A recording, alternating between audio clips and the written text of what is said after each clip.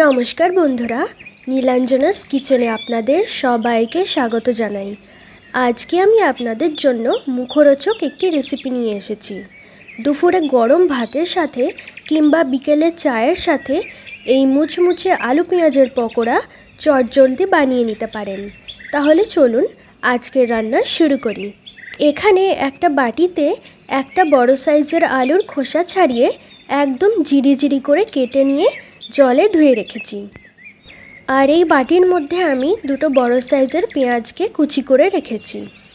এখন আমি একটা বড় বাটি নেব, এর মধ্যে আমি কেটে রাখা আলু আর পেঁয়াজটা দিয়ে দেব।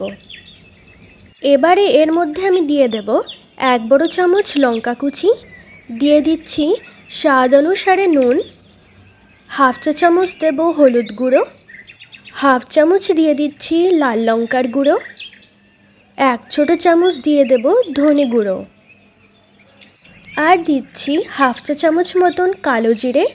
এবারে দেব 4 বড় চামচ মতন মটরের বেসন।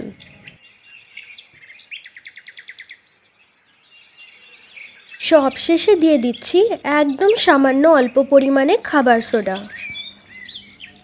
এবারে হাত দিয়ে আগে আমি ভালোভাবে মাখিয়ে নেব। মাখতে মাখতে দেখবেন পেঁয়াজ থেকে জল বেরোচ্ছে। এখানে আমি মাত্র 2 চামচ মতন জল এর মধ্যে দিয়ে দেব। এবারে হাত দিয়ে আমি এটাকে ভালোভাবে মেখে নেব। ভালোভাবে মাখানো হয়ে গেছে। এবারে আমি পকোড়াগুলোকে ভাজবো। পকোড়াগুলো ভাজার জন্য এখানে আমি কড়াইতে সাদা তেল গরম করে নিয়েছি।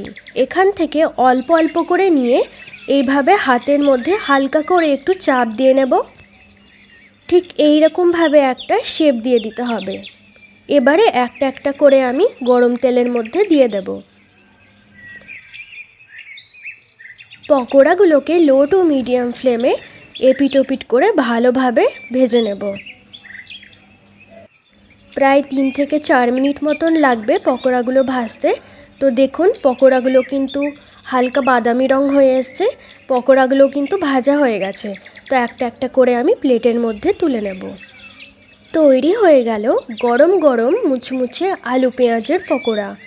বিকেলে চায়ের সাথে বা দুপুরে ভাতের সাথে কিংবা বাড়িতে যদি কোনো গেস্ট আসে তাহলে চটজলদি এই পকোড়া বানিয়ে নিতে পারেন।